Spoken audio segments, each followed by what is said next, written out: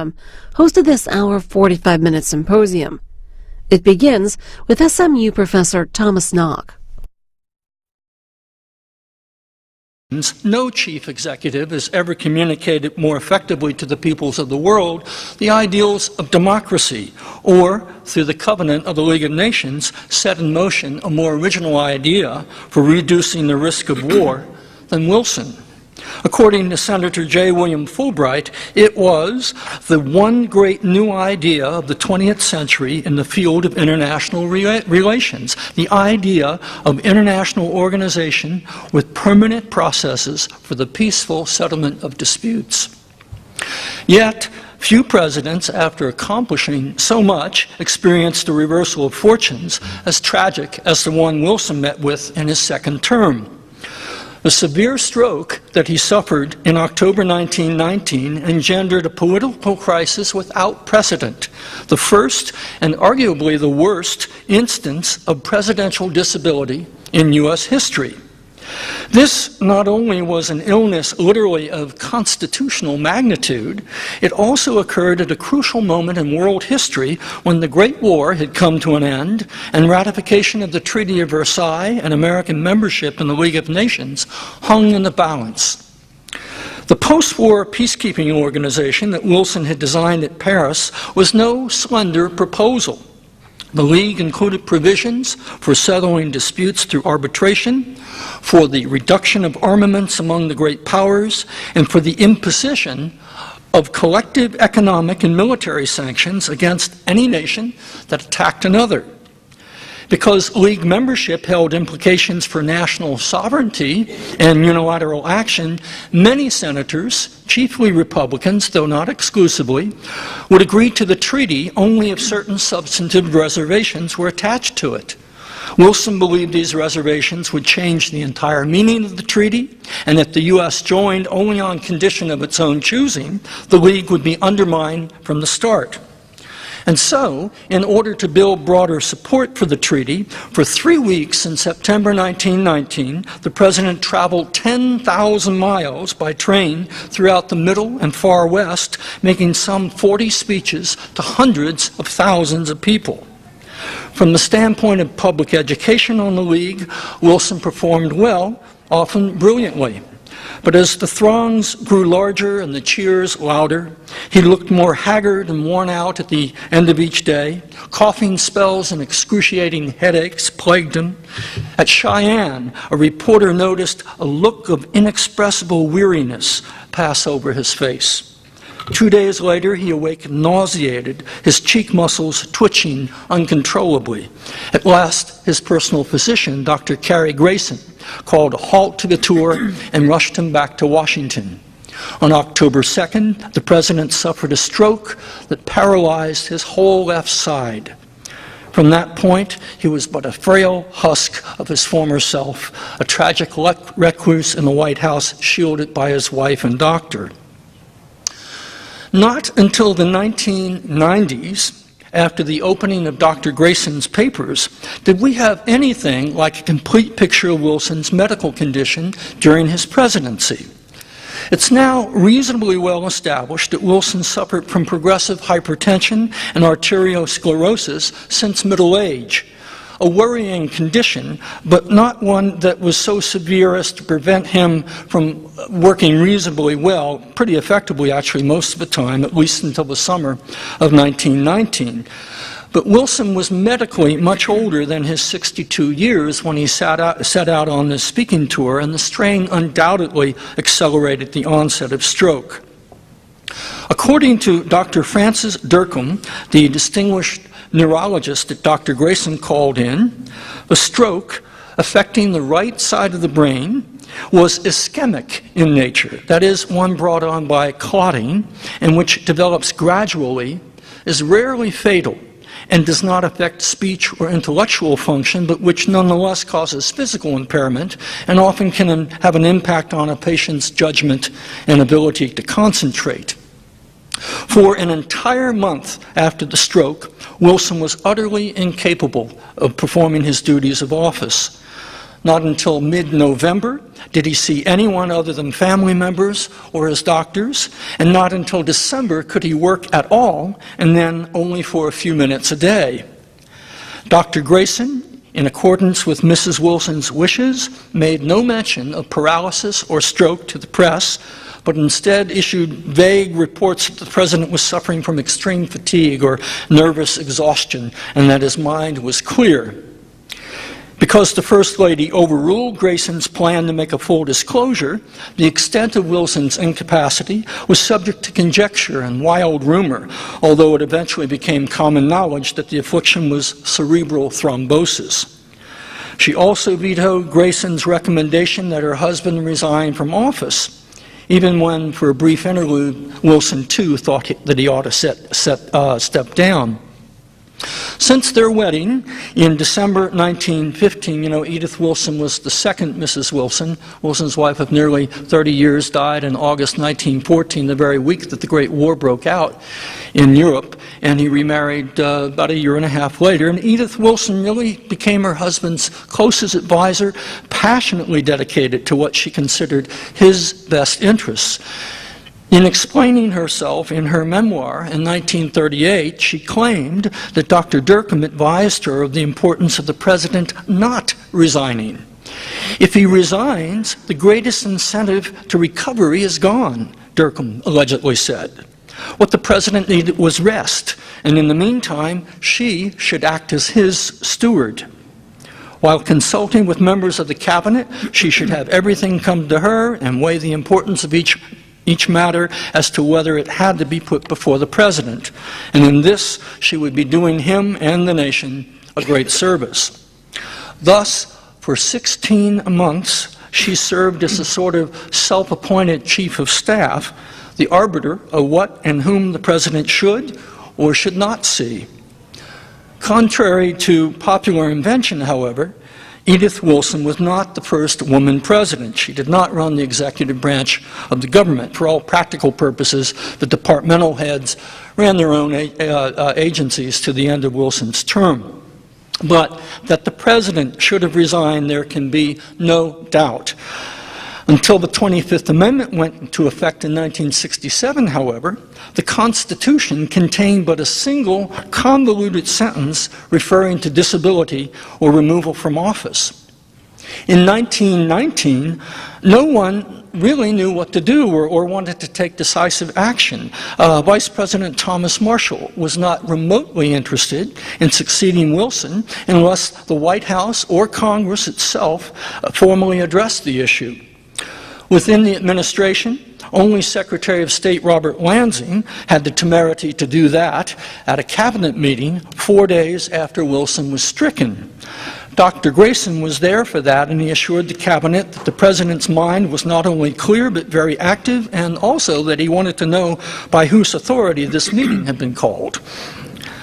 Public apprehensions about his condition actually subsided in December after 2 senators were granted a carefully orchestrated bedside interview for 40 minutes. One of them was Albert Fall, a Republican opposed to the League, and he told reporters, I'm quoting, "He seemed to me to be in excellent trim, both mentally and physically."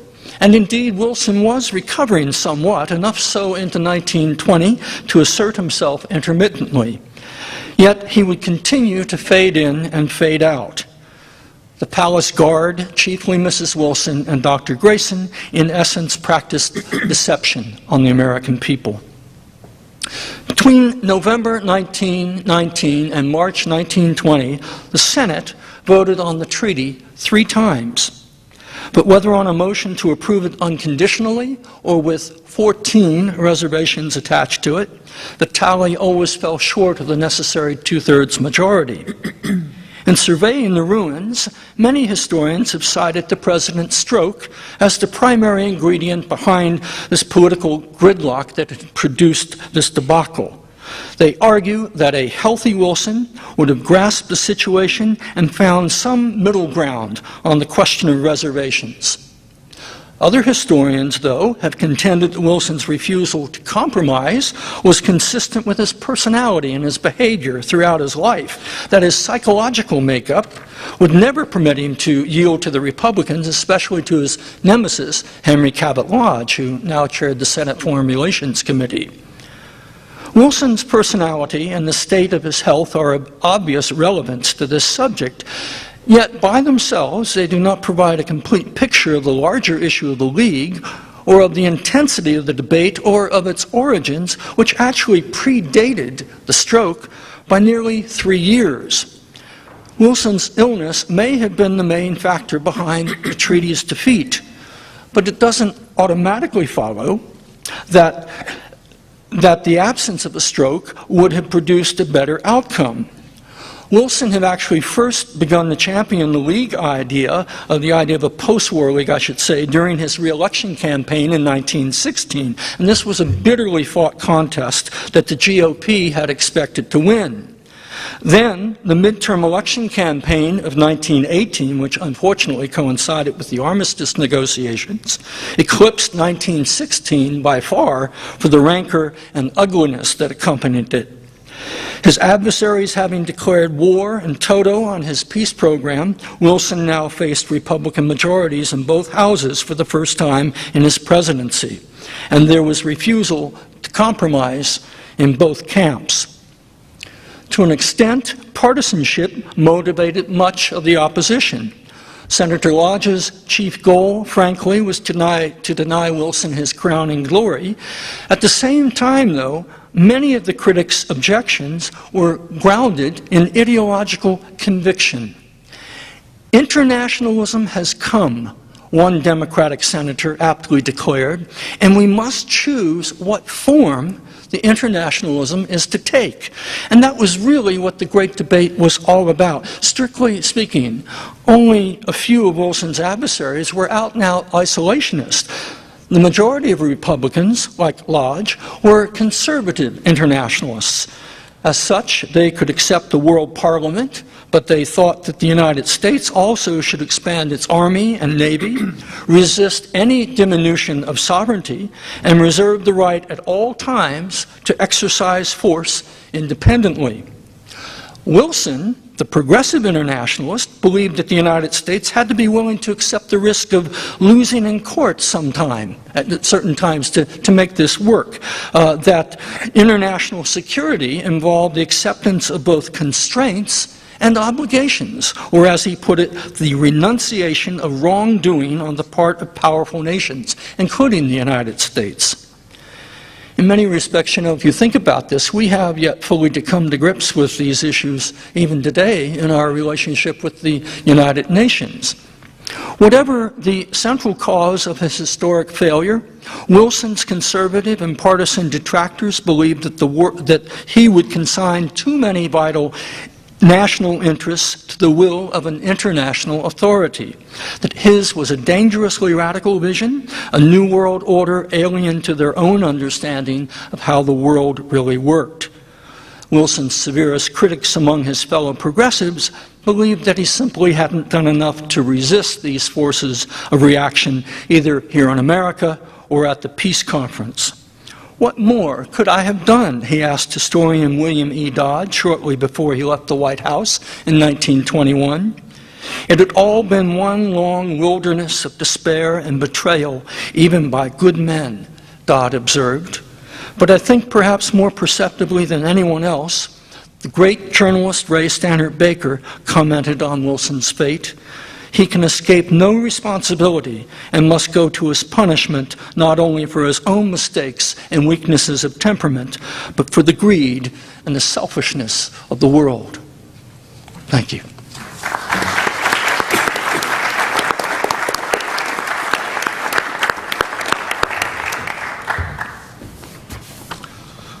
Our next speaker is Professor Frank Castigliola from the University of Connecticut. First of all, Professor Costigliola is a grant-writing machine. He's had grants from Guggenheim, the Institute for Advanced Study at Princeton, and the National Endowment of Humanities. His most recent publication include Roosevelt's Lost Alliances, How Personal Politics Helped Start the Cold War, published by Princeton, and the Kennan Diaries, published this year by Norton, and there will be an extensive review of the latter work in this Sunday's New York Times. I give you Professor Frank Castigliola.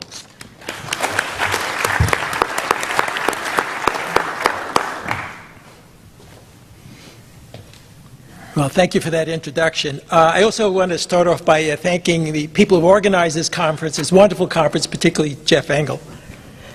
Jeff's an old friend of mine. I really have to give him a plug. But no, really, this is a wonderfully organized conference. No matter how effective he was at fighting the Great Depression and the Axis dictators, reforming the American political economy, or forging a winning electoral coalition, President Franklin D. Roosevelt was always ripe for a fall. Despite his ranking by most historians as the most gifted American politician of the 20th century, his standing in the eyes of his contemporaries remained quite literally precarious. The president, whose legs were paralyzed by polio, could not stand without his heavy 10-pound metal braces, nor could he walk without resting much of his weight on the arm of an aide. As Mike Riley, the president's bodyguard, later put it, no infant was ever as helpless as this 180-pound giant with useless legs.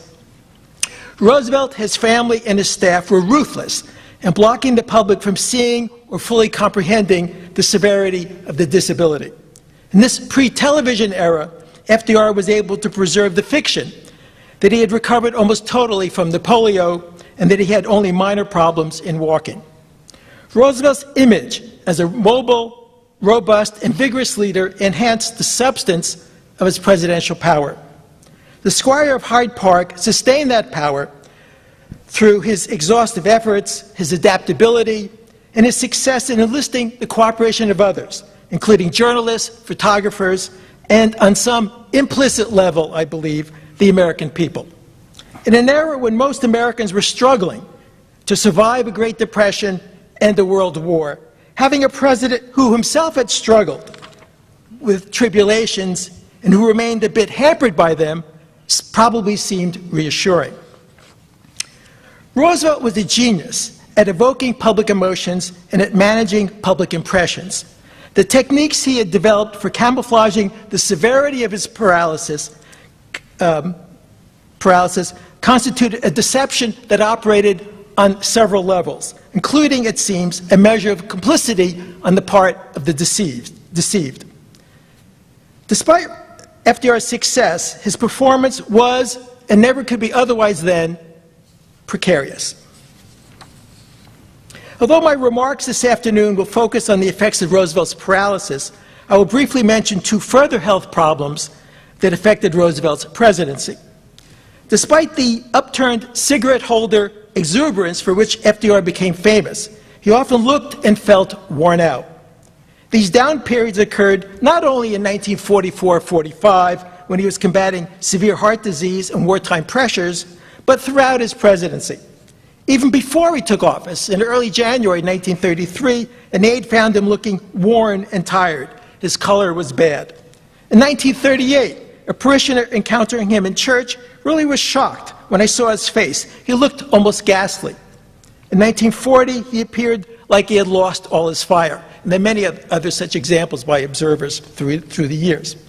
What FDR needed at these and at many similar junctures was a week or more of rest and relaxation, time away from the cares of office when he could fish, arrange his stamps, play cards, and tell old stories. Then he would recover his energy. Even during his last visit to Warm Springs, Georgia, in April 1945, FDR, after a few days of rest, was showing decided improvement, his cardiologist recorded. The president's appetite had returned and his face had regained color. This need for breaks from work reinforced FDR's tendency to procrastinate about difficult presidential decisions. A second health problem that he suffered is that he suffered heart disease and several other ailments in addition to his paralysis. Despite his vibrancy then, Roosevelt remained vulnerable. Roosevelt's combination of confident strength and embarrassing weakness was dramatically illustrated just moments before he accepted renomination as president at the 1936 Democratic National Convention in Philadelphia.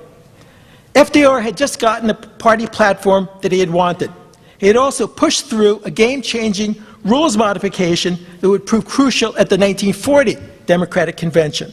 At his insistence, the Democratic Party abandoned its long tradition of requiring a two-thirds vote for presidential nominees. Still, another reason to celebrate before he gave that acceptance speech was that he was going into the election with a winning record. National income had doubled since Roosevelt had entered the White House. Unemployment had fallen by half, while the stock market had soared 80%. Despite setbacks from the Supreme Court and the still lagging economy, the president's promises and programs had revived the hopes of the voting public. As the Democratic Convention reached its climax on the evening of June 27, 1936, FDR prepared to deliver a triumphant acceptance speech. Over 100,000 supporters wedged into Franklin Field Stadium, eager to see their champion. Most had waited in the rain for hours, singing old favorites and listening to the Philadelphia Symphony Orchestra play, among other things, a Tchaikovsky symphony. Suddenly, in yet another instance of what the faithful called Roosevelt weather, it was always turned out to be sunny on Election Day, drawing out the faithful. In yet another instance of Roosevelt weather, the rain suddenly stopped. Moments later, trumpets blared and an excited call rang out. The president is here. Roosevelt's car drove up onto the rear of a huge platform. As the president emerged from the limousine, the band launched into Hail to the Chief. Klieg lights lit up the stage, and the curtain swooshed open to reveal a beaming FDR, his arm raised high. The crowd gasped, then exploded into a roar that sounded like a surf breaking. The surf breaking, a journalist recorded. Even the police, who had been ordering people to get off the chairs, now climbed onto the chairs themselves to catch a glimpse. Roosevelt, leaning heavily on the arm of his son James, walked stiffly toward the podium, shaking hands and chatting as he went. As Democratic bigwigs surged forward, someone accidentally pushed James, who fell against his father. The brace supporting Roosevelt's right leg unsnapped, and he toppled over. Riley, the bodyguard, dove down and caught the president just before he hit the ground. The pages of the acceptance speech went scattering under the shoes of the milling crowd. Roosevelt's tallest aides immediately circled the fallen president. They positioned themselves so as to block the still cheering thousands from seeing their leader's helplessness. FDR's celebratory mood dissolved into fear and anger. He was badly shaken, Riley later recalled. "I was the damnedest, maddest white man you ever saw," Roosevelt later said, admitting it was the most frightful 5 minutes of my life. As aides raised him to his feet, he barked, "Clean me up and keep your feet off those damn sheets." Once Roosevelt recovered his presidential bearing and the pages of the speech were scooped up, the circle of aides dispersed. With his arm again raised in greeting and with a smile pasted on his face, the boss stumped to the podium. There he faced a further problem. When they put the speech on the stand, it was smudged and dirty, and the first half-dozen pages were terribly mixed up, he later recounted. It had been a close call. His falling body had put such tension on the braces that one had given way. Such tension could also have possibly have broken, it might have broken, FDR's leg bone, weakened during his 15 years of paralysis. I mean, that was the danger. Roosevelt fell in public at least 3 times during his presidency. Each time he and his staff remained calm, after a certain initial emotion, remained calm, adapted their practiced response to the particular layout of their location, in this case the stage, and utilized the help of close-by supporters. The Roosevelt team also counted on moral suasion. If reporters learned what had happened, they kept the secret. Photographers were not allowed to record such scenes. A bit of evidence suggests that the Roosevelt machine perhaps even co-opted a reporter from the enemy camp. In a front-page story of the notoriously anti-Roosevelt Chicago Daily Tribune, journalist Philip Kingsley noted, without any further comment, that subsequent to the president's arrival, there elapsed several moments before the crowd could obtain more than that initial glimpse of him. When again visible, Kingsley wrote, the president displayed a smiling, though pale face. Did Kinsley discern what had really happened? Did he then decide to give the president and his image a break? Despite the tough politics of this era, the press generally regarded private lives and health issues as off limits. Kinsley might also have been solicitous of presidential dignity, regardless of how he appraised the current holder of the office. Finally, many a reporter in that era, sympathized privately with FDR, even though he or she worked for a Roosevelt-hating newspaper publisher. FDR, as was his custom, bounced back with verve. According to Raymond Clapper, a journalist who had been present at many of Roosevelt's speeches, the president's voice was never more confident, never more commanding, never warmer in its sympathy than it was that evening at Franklin Field. The acceptance speech had of course been written well before the mishap. Nevertheless, its tone and substance demonstrated Roosevelt's eagerness to tackle big challenges. Indeed, I think this address ranks as one of the most radical speeches ever given by a sitting U.S. president. FDR began by referring back to March 1933 and his promise back then that the only thing we have to fear is fear itself. And again, reciting those words, FDR may have flashed back to his personal mishap only moments before. We have fought fear, he now insisted, and we have conquered fear. He then launched into an explicit assault on the unequal distribution of wealth in the United States and on the excessive privileges of the rich.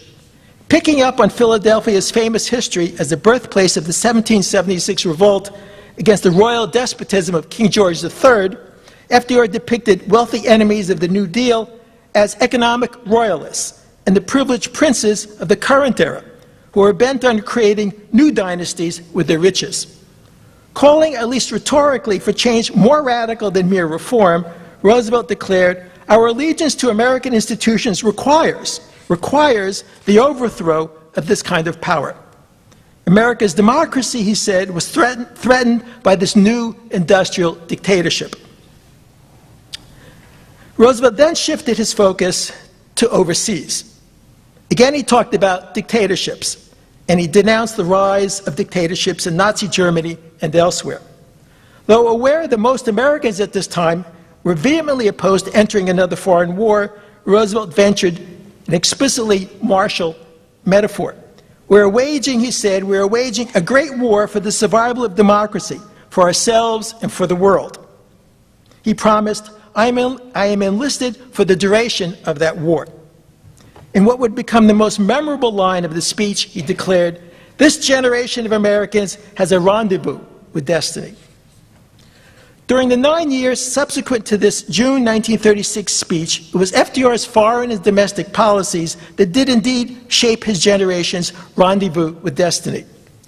In his wartime dealings with Churchill and with Stalin, Roosevelt would on occasion make explicit use of his disability to help secure a strategic objective.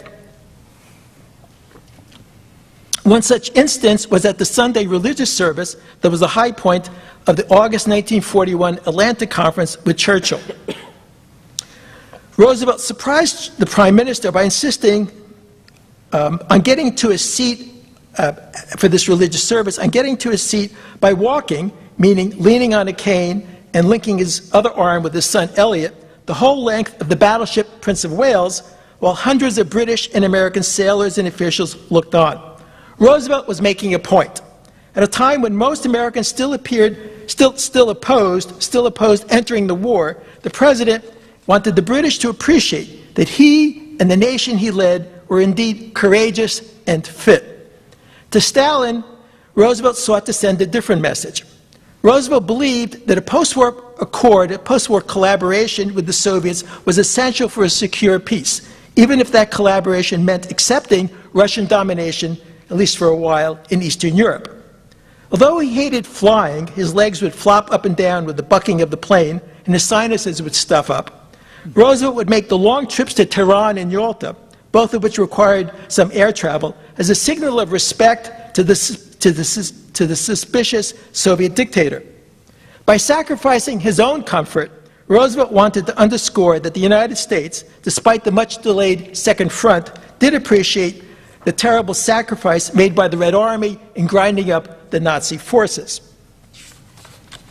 But those gestures of body politics were still years into the future as Roosevelt's last words at Franklin Field were drowned out by the roar of the adoring crowd. Riley, the bodyguard, later singled it out as the greatest ovation I ever heard in my 10 years with Roosevelt.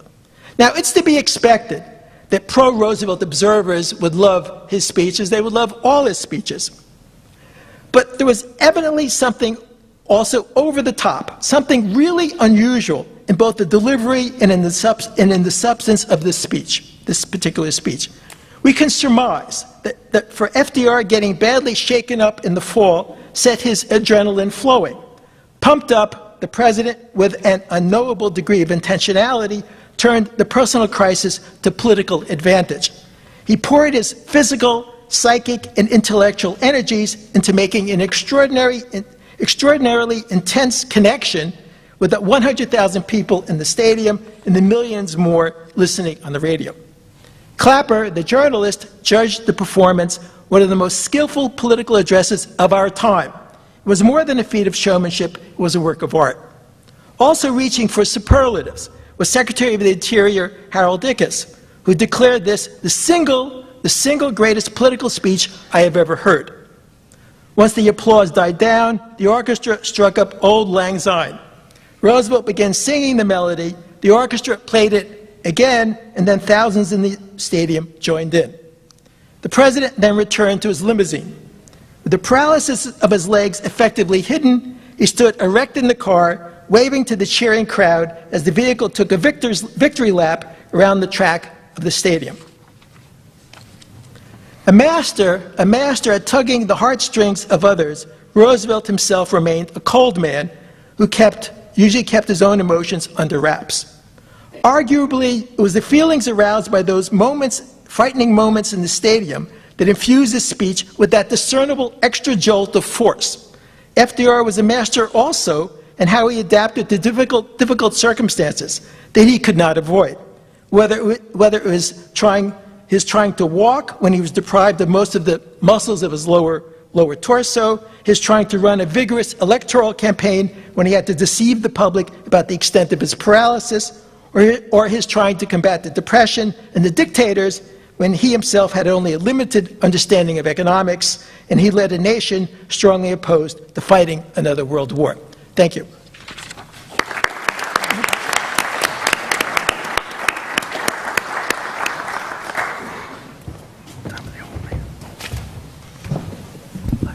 Our next speaker is Professor Randall Woods of the University of Arkansas, who holds the John A. Cooper Professor of American History and also Distinguished Professor. After some time as administrator, he returned from the dark side, and he's best known for writing 7 books, including Fulbright, a biography, which is prize-winning, including a nomination for the Pulitzer, and in 2006, his book, LBJ, Architect of American Ambition. And last night in conversing, and I'm going to remember this a long time, Professor Woods mentioned to us that for a biographer, LBJ is a dream come true. So I give you Professor Woods.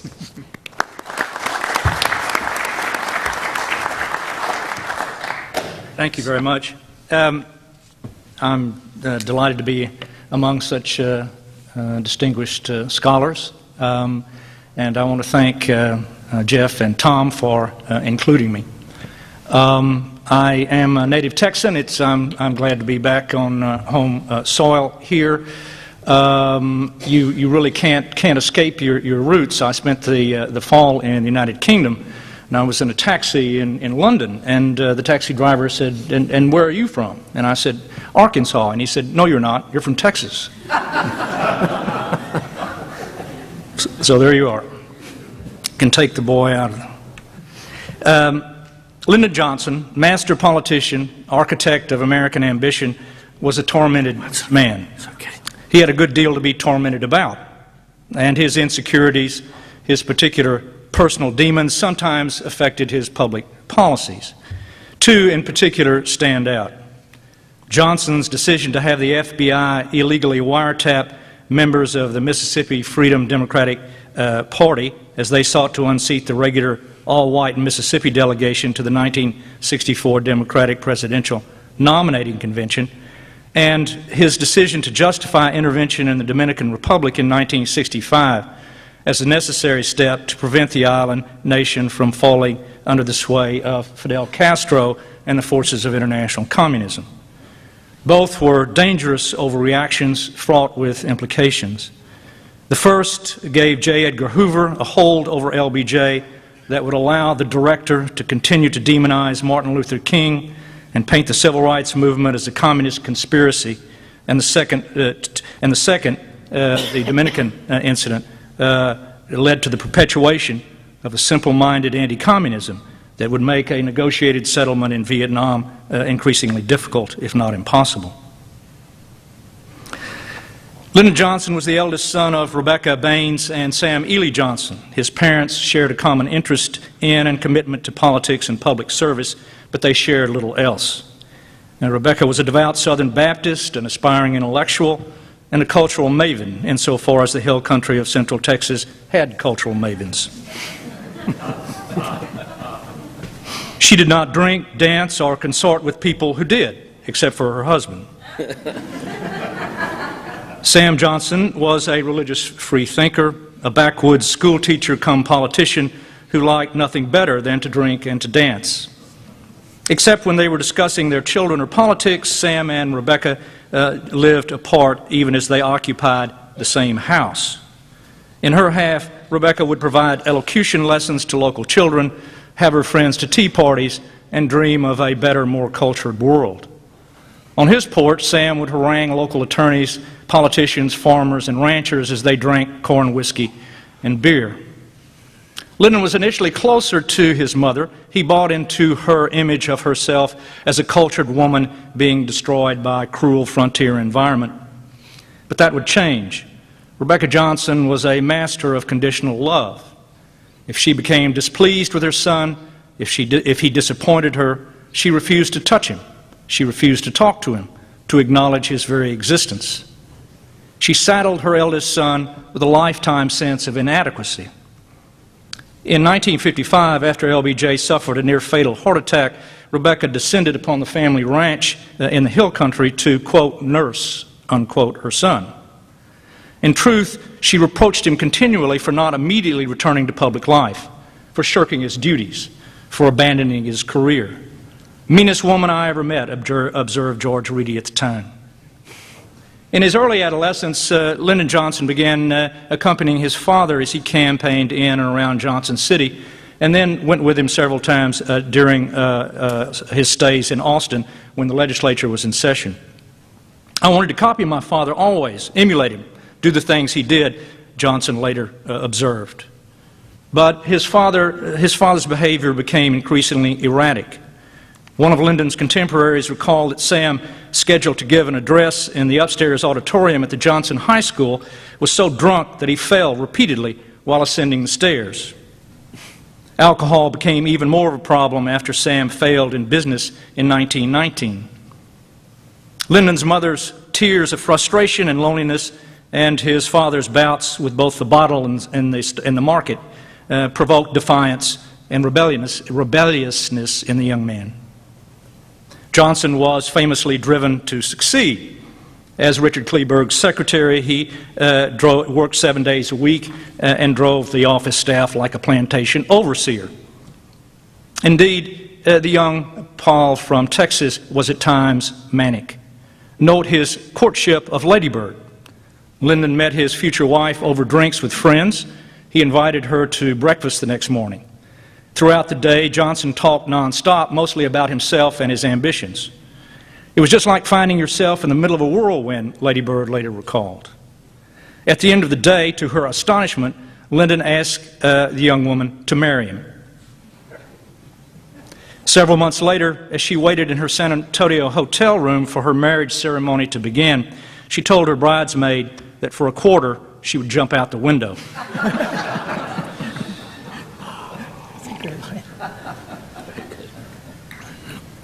But then there were also fits of depression. When the black dog visited, Lyndon would withdraw, sometimes for days on end.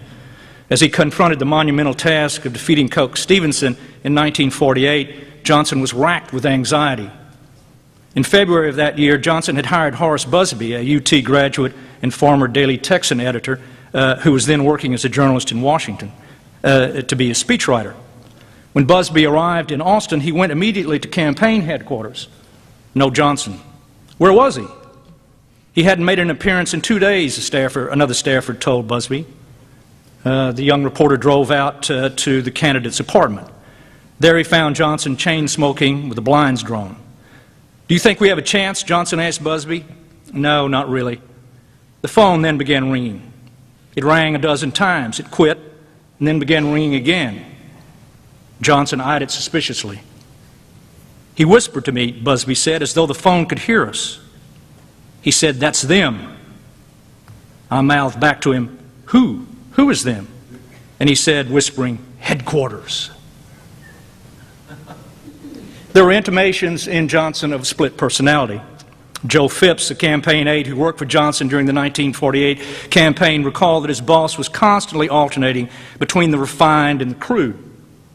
Obsessively clean, immaculately dressed by day, quote, "but in the privacy of an overnight hotel room on the road, he almost seemed to take pleasure in shocking the more protected of our little cadre, presenting himself as a hunk of lumpen flesh born with low animal circulatory, nervous, respiratory, and digestive systems. Belching, breaking wind, stalking into an adjoining bathroom to urinate without even bothering to close the door. But then, said Phipps, he would launch into a description of some future utopia, identifying his central place into bringing it into being. The only person really capable of writing a biography of LBJ, George Reedy observed, was the Italian playwright Luigi Pirandello, whose best-known plays, Six Characters in Search of an Author and Henry IV, exploited the notions of multiple personality and the relativity of reality.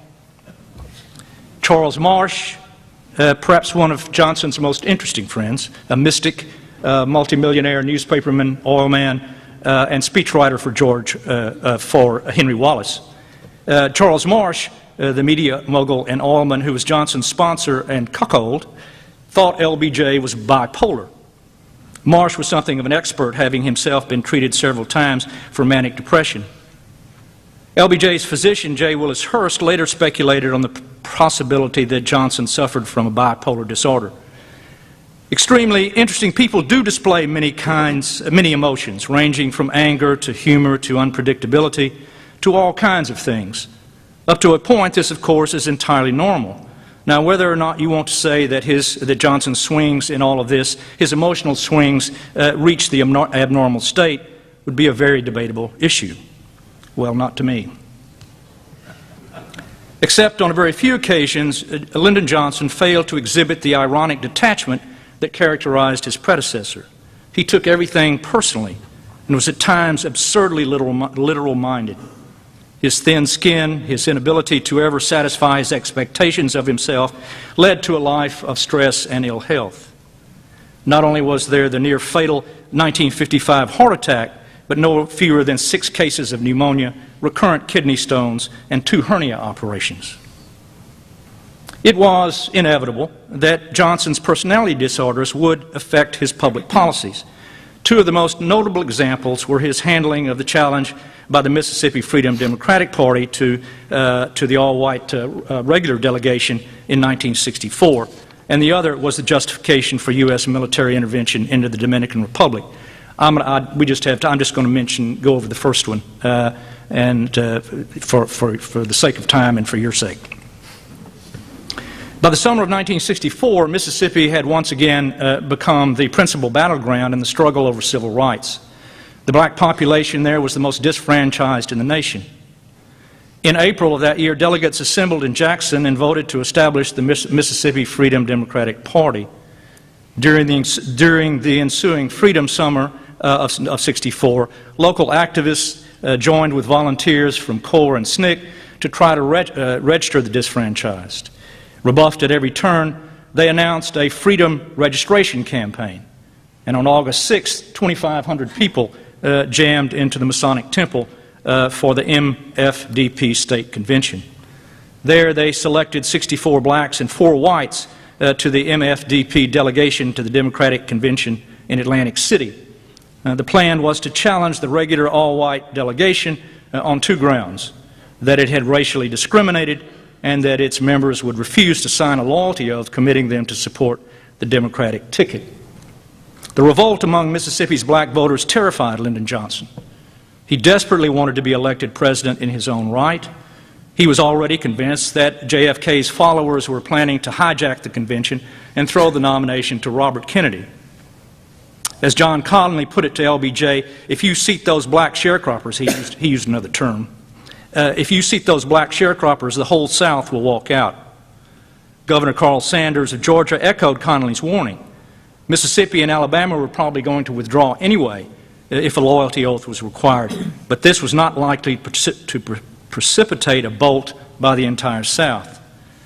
Seating the MFPDP would, they said. Texas and Georgia alone accounted for 37 electoral votes, Johnson figured. And then there were the border states to consider.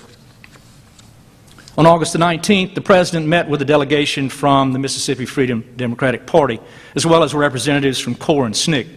He pled with them to listen to reason. If the upstart delegation tried and failed, there was liable to be a massive and probably violent demonstrations across the country, Johnson said. The ensuing white backlash could well undermine what he was trying to do in the area of civil rights. But his pleas fell on deaf ears. The MFDP delegation arrived by bus in Atlantic City on August 21st. On the 22nd, David Lawrence gavelled a credentials committee to order, and spokesman for the upstart black delegation and the regular all-white delegation proceeded to make their cases in front of a bank of television cameras.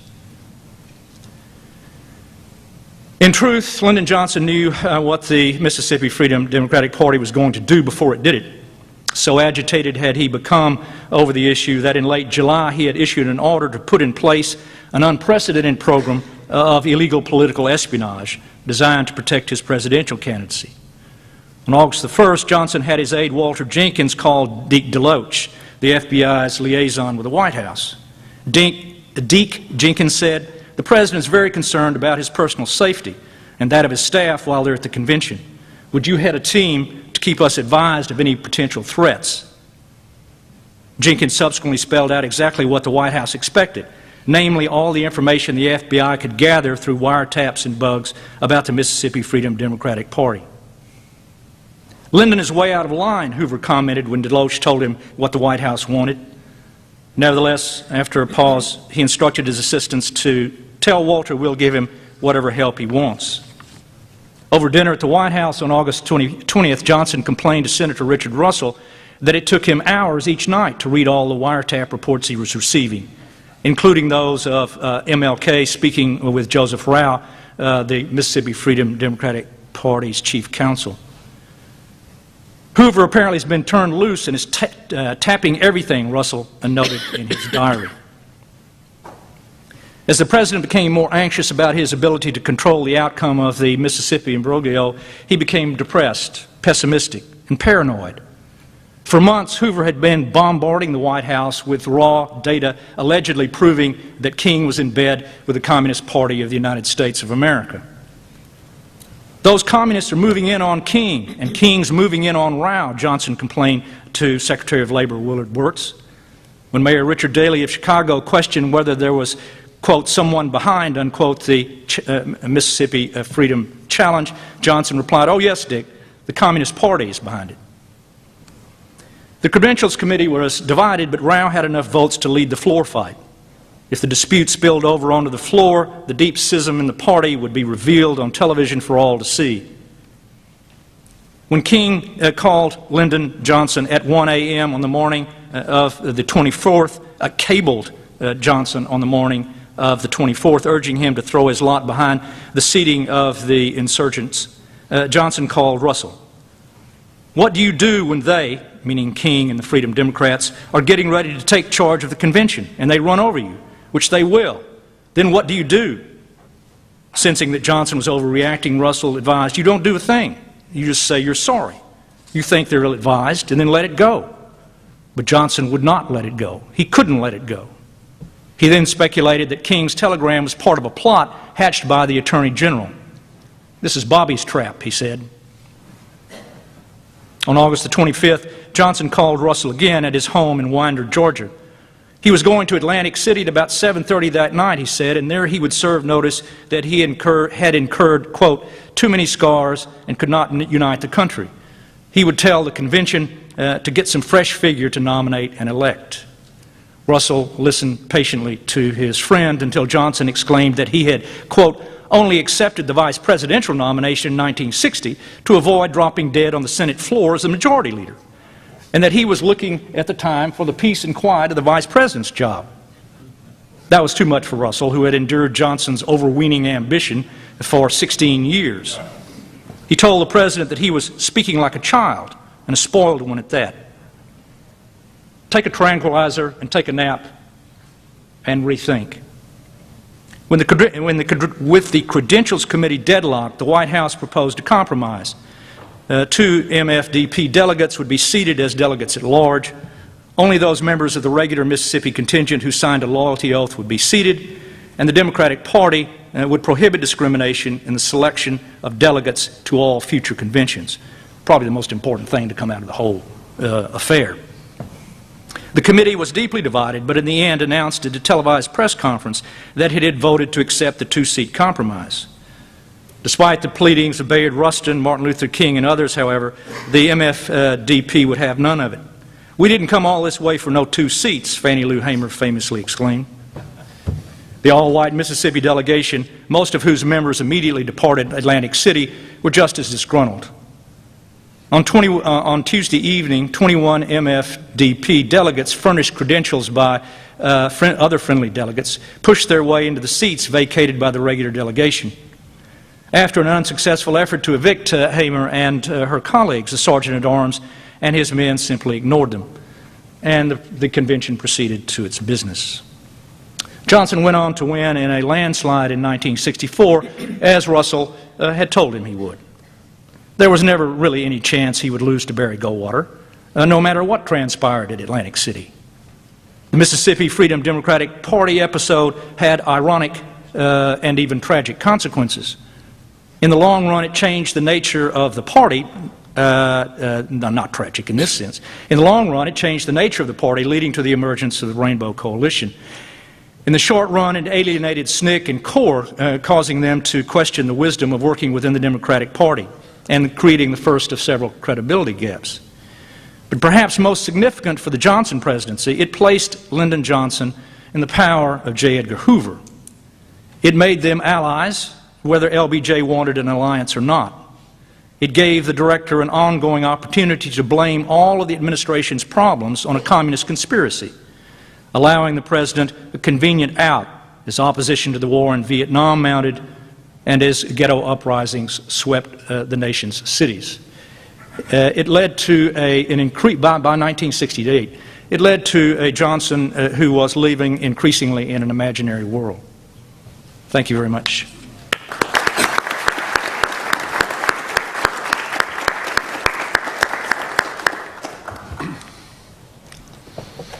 Our final speaker on this panel is Professor Jeremi Suri, who holds the Mack Brown Distinguished Chair for Leadership in Global Affairs at the University of Texas at Austin, where he is a professor in the university's Department of History and the LBJ School of Public Affairs. Despite his youthful countenance, Professor Suri is the author of 5 books and has been recognized nationally for his teaching and research abilities, including recognition